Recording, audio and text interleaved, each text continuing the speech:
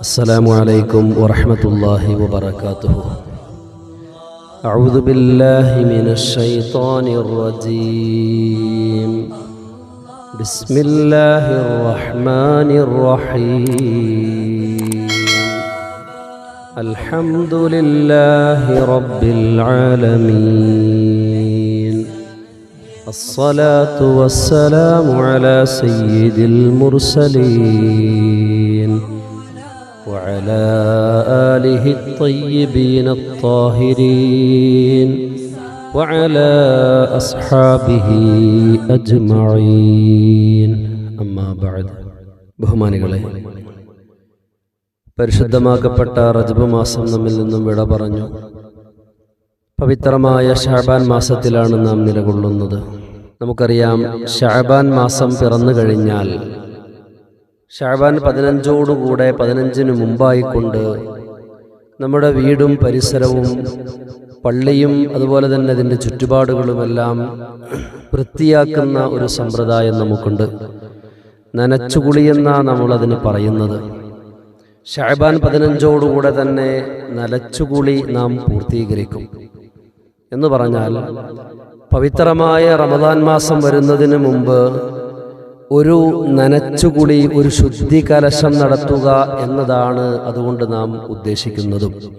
മുത്തനബി സല്ലല്ലാഹു അലൈഹി വസല്ലമ തങ്ങളുടെ ഒരു ഹദീസിൽ നമുക്ക് കാണാം, ഇദാ ദഖല ശഅബാനു ഫതഹിറൂ അൻഫുസകും. ശഅബാൻ മാസം നിങ്ങളിലേക്ക് എത്തിക്കഴിഞ്ഞാൽ ഫതഹിറൂ അൻഫുസകും, നിങ്ങളുടെ നഫ്സുകളെ നിങ്ങൾ ശുദ്ധീകരിക്കുക. വഅഹ്സിനൂ നിയ്യതകും, നിയ്യത്തിനെ നിങ്ങൾ നന്നാക്കുകയും ചെയ്യുക. 2 കാര്യങ്ങളാണ് നബി സല്ലല്ലാഹു അലൈഹി വസല്ലമ തങ്ങൾ ഈ ഹദീസിലൂടെ പറഞ്ഞത്. ഒന്ന്, നിങ്ങളുടെ നഫ്സുകളെ നിങ്ങൾ ത്വഹാറത്താക്കുക, ശുദ്ധീകരിക്കുക. മറ്റൊന്ന്, നല്ല നിയ്യത്ത് നിങ്ങൾ ഉണ്ടാക്കിയെടുക്കുക, നിയ്യത്തിനെ നിങ്ങൾ നന്നാക്കുക എന്നത്. ബഹുമാനികളെ, ഈ ഹദീസിന്റെ അടിസ്ഥാനത്തിൽ നാം മനസ്സിലാക്കുമ്പോൾ വീടും പരിസരവും വൃത്തിയാക്കുന്നതിനോടൊപ്പം പള്ളിയും ചുറ്റുപാടുകളും വൃത്തിയാക്കുന്നതിനോടൊപ്പം നമ്മുടെ ആന്തരികവും ബാഹികവുമായ പൂർണ്ണമായ ഒരു ശുദ്ധീകരണം നടന്നിരിക്കണം വിശുദ്ധമാക്കപ്പെട്ട റമദാൻ ശരീഫ് സമാഗതമാകുന്നതിന് മുമ്പ്. അതിനോട് ചേർത്തുകൊണ്ട് നബി സല്ലല്ലാഹു അലൈഹി വസല്ലമ തങ്ങൾ പറഞ്ഞതെന്താ? വഅഹ്സിനൂ നിയ്യതകും, നിങ്ങളുടെ നിയ്യത്തിനെ നന്നാക്കുകയും ചെയ്യുക. ഖിയാമത്ത് നാളിൽ ഒരു അടിമയെ കൊണ്ടുവരുന്നതാ, മഅഹു മിനൽ ഹസനാതി മിസലുൽ ജിബാൽ, പർവ്വത സമാനമായ അമലുകൾ, നന്മകൾ ആ മനുഷ്യനോട് കൂടെ ഉണ്ടായിരിക്കും. ഒരുപാട് നന്മകളുമായിട്ട് വരുന്ന ഈ മനുഷ്യനെ സംബന്ധിച്ച് മറ്റുള്ളവരോട് പറയപ്പെടും, ഇവനിൽ നിന്നും നിങ്ങൾക്ക് എന്തെങ്കിലും നീതി കിട്ടാനുണ്ടെങ്കിൽ അതെടുത്തുകൊള്ളുക എന്ന് പറഞ്ഞാൽ, ആരെയെങ്കിലും ഇവൻ ഏതെങ്കിലും രീതിയിൽ ഉപദ്രവിച്ചിട്ടുണ്ട്, ദുൽമ് ചെയ്തിട്ടുണ്ട് എങ്കിൽ ഇവന്റെ നന്മകൾ നിങ്ങൾ എടുത്തുകൊള്ളുക എന്ന് പറയപ്പെടും.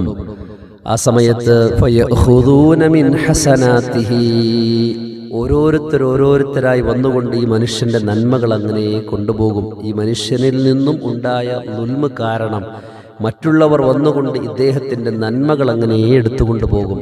അവസാനം നന്മകളൊന്നുമില്ലാതെ പരിഭ്രാന്തനായിരിക്കുന്ന സമയത്ത് അല്ലാഹു സുബ്ഹാനഹു വ തആലയുടെ ഭാഗത്ത് നിന്ന് ഒരു അറിയിപ്പ് കൊടുക്കുന്നതാ. എന്താണ് അറിയിപ്പെന്നല്ലേ? ഇന്നലക ഇൻദീ കൻസാ, തീർച്ചയായും നിനക്ക് വേണ്ടി എൻ്റെ അടുക്കൽ ഒരു നിധിയുണ്ട്. ലം അത്തലി അലൈഹി അഹദം മിൻ ഖൽഖി, എൻ്റെ സൃഷ്ടികളിൽ നിന്ന് ഒരാളെയും ഞാൻ അത് അറിയിച്ചിട്ടില്ല.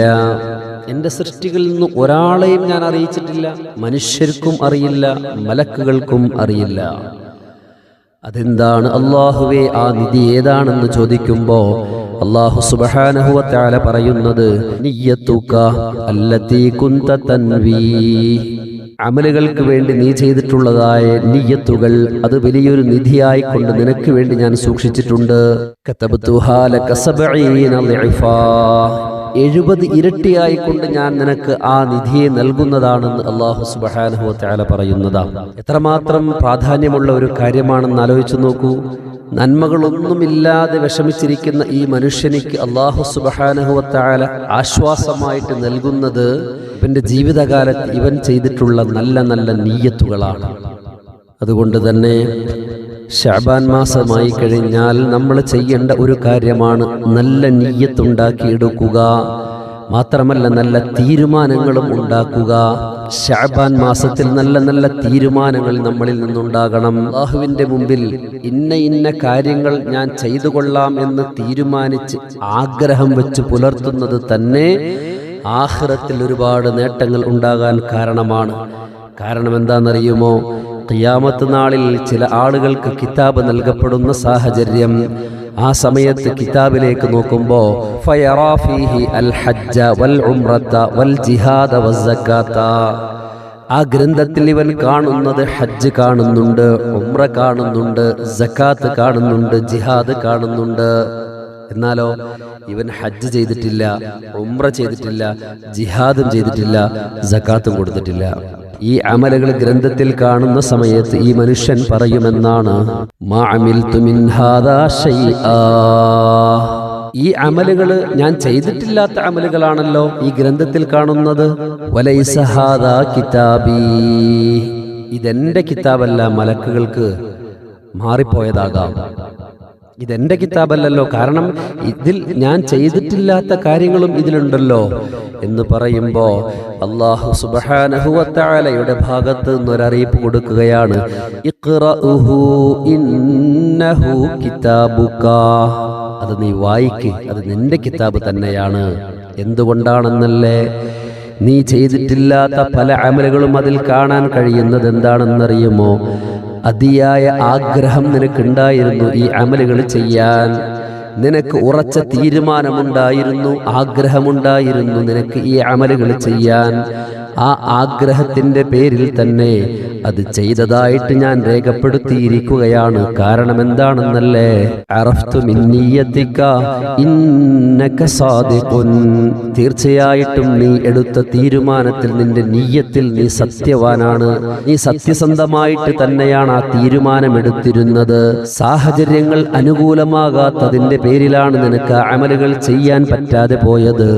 എന്നാൽ തന്നെ നിന്റെ ആ ഉദ്ദേശശുദ്ധി, നല്ല രീതിയിലുള്ള നിന്റെ തീരുമാനം, അത് കാരണം കൊണ്ട് തന്നെ നീ ഈ അമലുകൾ ചെയ്തതായിട്ട് ഞാൻ രേഖപ്പെടുത്തിയതാണെന്ന് അല്ലാഹു സുബ്ഹാനഹു വ തആല പറയുമെന്ന് സയ്യിദുൽ വറാ മുഹമ്മദ് മുസ്തഫ സല്ലല്ലാഹു അലൈഹി വസല്ലം തങ്ങൾ പഠിപ്പിക്കുകയാണ്. കണ്ടോ ബഹുമാനികളെ, നല്ല ഉറച്ച തീരുമാനം, അത് അല്ലാഹുവിനെ പറ്റിക്കാനല്ലാതെ സത്യസന്ധമായൊരു നിയ്യത്ത് നമ്മളിൽ നിന്ന് ഉണ്ടായിക്കഴിഞ്ഞാൽ തന്നെ, ഇനി എന്തെങ്കിലും സാഹചര്യം കൊണ്ട് നമുക്കത് ചെയ്യാൻ കഴിയാതെ പോയാൽ തന്നെ അല്ലാഹു സുബ്ഹാനഹു വ തആല അതിന്റെ പ്രതിഫലം നമുക്ക് എഴുതുമെന്ന് നബി സല്ലല്ലാഹു അലൈഹി വസല്ലമ തങ്ങൾ നമുക്ക് പഠിപ്പിച്ചു തരികയാണ്. പരിശുദ്ധമാക്കപ്പെട്ട ഈ ശഅബാൻ മാസത്തിൽ തന്നെ നാം എടുക്കേണ്ട ഒന്നാമത്തെ തീരുമാനം, ഫർളാക്കപ്പെട്ട നിസ്കാരം ഒന്നും തന്നെ ഞാൻ ഖളാ ആക്കുകയില്ല എന്നൊരു തീരുമാനമാണ് നമ്മൾ ആദ്യമായിട്ട് എടുക്കേണ്ടത്. നിസ്കാരം ഖളാ ആക്കി കഴിഞ്ഞാൽ പിന്നെ എന്ത് സംസ്കരണമാണ്, എന്ത് ശുദ്ധീകരണമാണ് നമുക്ക് ആന്തരികമായിട്ട് നടത്താൻ കഴിയുക? ഒരു ശുദ്ധീകരണവും നടത്താൻ കഴിയില്ല. നിസ്കാരം എന്നുള്ളത് അസ്വലാത്തു മിക്കിയാൽ, നിസ്കാരം എന്നുള്ളത് അളവുകോല, നിസ്കാരം എന്നുള്ളത് അളവുകോല.